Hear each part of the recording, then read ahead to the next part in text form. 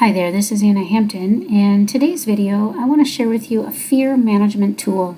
But first, let's just talk a little bit about fear, because we're often taught to ignore our fears, or that fears are not faith, or fear is a sin, or that fear is a liar.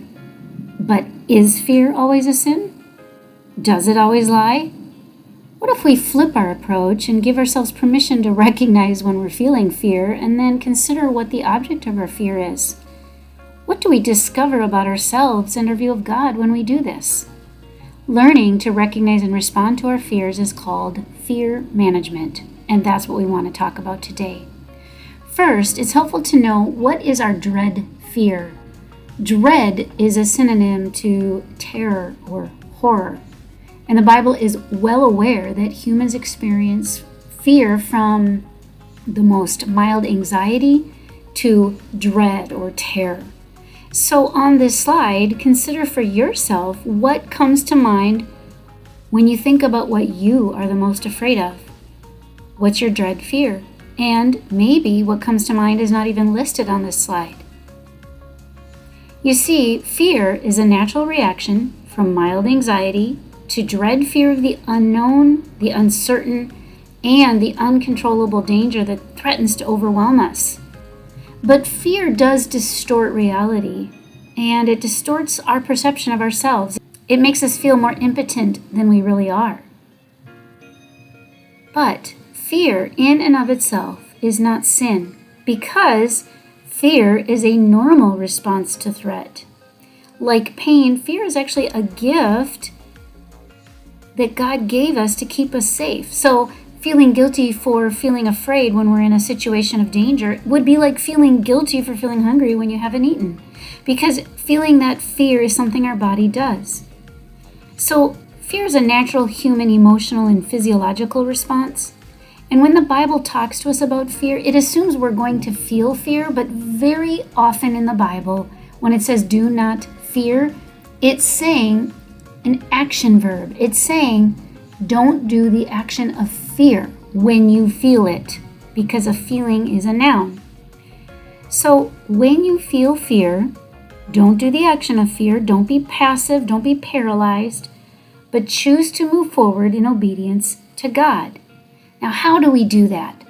The first thing we want to do is we want to name our fear when we're feeling it. What are you afraid of? What's the object of your fear? What comes to your mind? Write down all the fears that you're fearing or thinking that you would feel fear about, okay? And then put those fears in order from the most mild to the dread fear. And then take a look at them. As you're looking at your list of fears, A stands for ask yourself, well, if that fear happened, what's the worst thing about that? And then think about, well, what is the worst thing? And then you would ask, well, what does that cause you to feel? And then when you start to feel that feeling, where does that take you? So the asking yourself is about thinking, well, what's the worst thing about your fear? And then what would be your emotions, other emotions, and your physical responses when you think about your worst fear or the worst thing about your worst fear?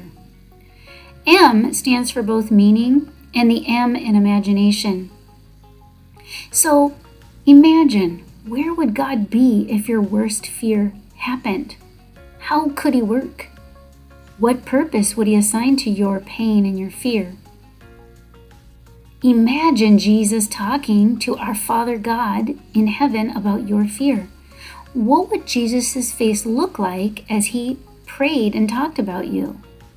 What would he be saying? Imagine him interceding with Father God about your fear. The 25 seconds of neuroplasticity has to do with how and where we focus our attention, because how and where we focus our attention dictates the structure of our brain. So we can choose to strengthen our fear pathway by thinking about our fear, or we can weaken our fear pathway by imagining and focusing on the hope we have in God, because hope also has an object, and we can't feel both fear and hope at the same time. So think for yourself, what is comforting to you? Is it a verse from the Bible?